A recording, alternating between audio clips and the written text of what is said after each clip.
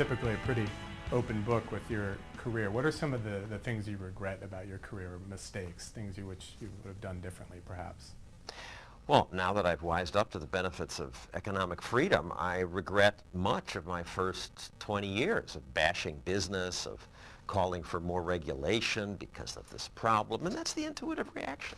You send the TV out to 15 repair shops, some people cheat you, politicians call me up and say, oh, great piece, we're going to establish a Department of Consumer Affairs and license TV repair shops and car repair shops. And if you haven't read Reason Magazine, it sounds good because you like licensing. We license dogs and drivers. It just sounds like the right thing to do. And I encouraged that sort of thing for many years, so I regret much of that. I did scare stories, danger in the grass, lawn chemicals that were over the top. And I was worried about exploding coffee pots throughout my whole childhood because of you. I did a story on somebody who died because their house caught fire because their coffee pot blew up. And you know, these things do happen, but it's a big country, a lot of nasty stuff happening to people. You got 50 people who die every year from plastic bags, so.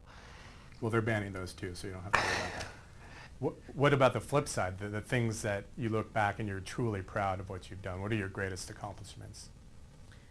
My first was this show called Are We Scaring Ourselves to Death? That finally, when I said, gee, we're scaring people about everything, we ought to put this in perspective. And I read Searching for Safety by Aaron Wildowski, which really opened my brain, and tried then to put risks in perspective. And it was tough to get on the air. 2 freelance producers quit rather than work on that show. They said, that's not objective, that's conservative dogma to say that regulation itself might hurt people. And fortunately, to ABC's credit, producers said, we don't agree with you, but this is an argument that deserves to be heard. I put the show on. I wanted to call it We Are Scaring You to Death, and they wouldn't let me. But the eventual show, Are We Scaring You to Death, with a counterpoint on Nightline where they argued with me, got surprisingly good ratings and good reaction from scientists who said, finally a breath of fresh air, telling the truth about some of these issues.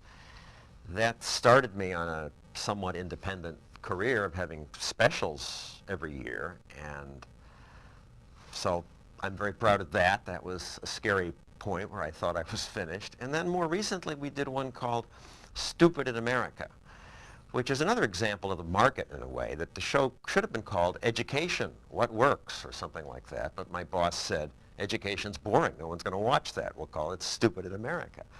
And I didn't want to imply that the teachers are stupid, because many are not, and many are heroic in how hard they work, but that the system of sending kids into a government monopoly when they never serve their customers well was stupid. And I worried that the show wouldn't be well received, because education isn't good TV, it's just kids sitting at a desk. But the ratings, we get minute-by-minute ratings now, they went straight up, and was the highest watched show that night, and as was the repeat. And it argued pretty forcefully that choice and competition might make a big difference, and it woke me up to some of the things we discovered in the research, that this argument that the reason it's failing is that we're not spending enough money. We're spending 11 thou per student. If you do the math, that's more than $200,000 per classroom. Think what you could do with that money. Drive the kids up with limos, and give them back massages. Hire 4 excellent teachers, and it just shows that government monopolies waste money, and that stirred the pot some. I'm happy with that show.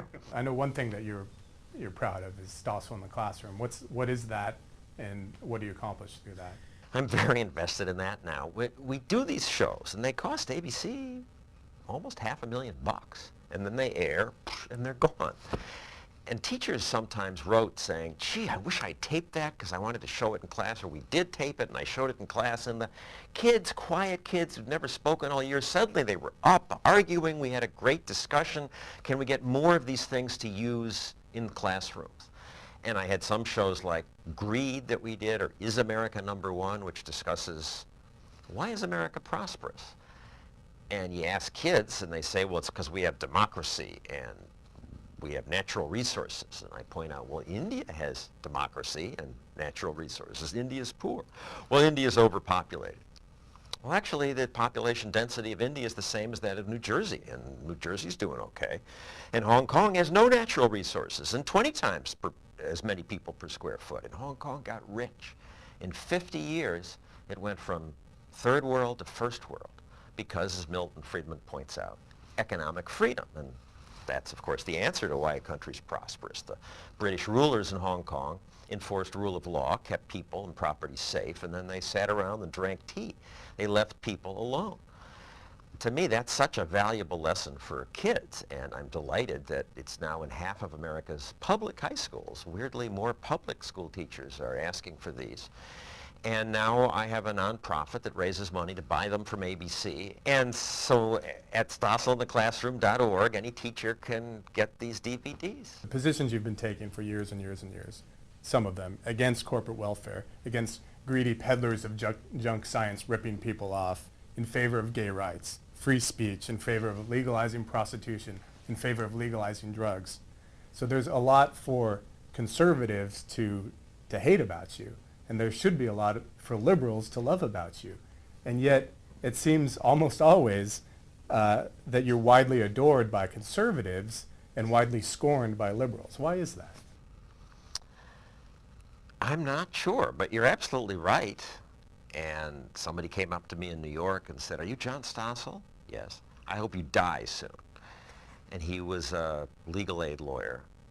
And there is this real hatred among the left because I'm a consumer reporter defending business, and they just so hate business. I don't know. I mean, I'm pro-choice. I was against the war in Iraq. I think homosexuality is just fine.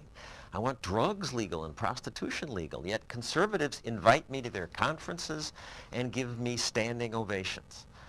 Sometimes, not always, but they generally like what I have to say, and I even mention some of that. And it shows how pathetic it is for conservatives in the mainstream media that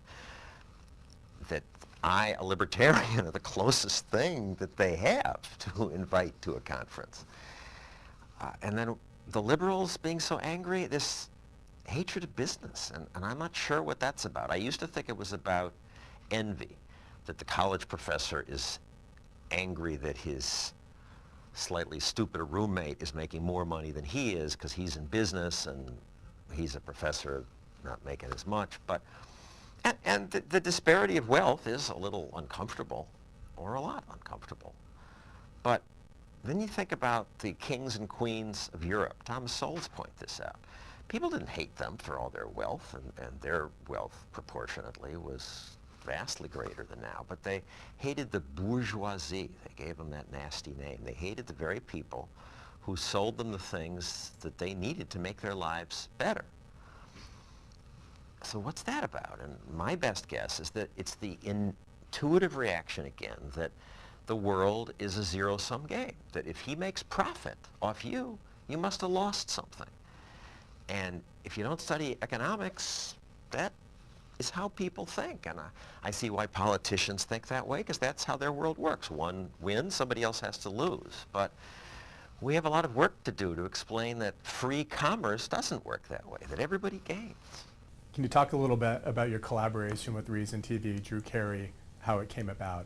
Well, Reason's always meant a lot to me, in that when I was lost in the political wilderness and politically naive, and it didn't make sense what the conservatives were saying in the magazines I read that they did, and the liberals who control the media where I am, what they said, which was always government will fix it and we just have to spend more, made no sense. And discovering Reason was just wonderful. I could see that, wow, there's another way to think about these things. So I've always read the magazine. Virginia Postrel was my teacher originally. And when you guys started doing television, I thought, great, let's take the best of it and buy it or steal it. You don't mind the competition, though? You worried about us? I like the competition. If I were more worried that you would eclipse me, I would still like it, because my goal is just to get these ideas out.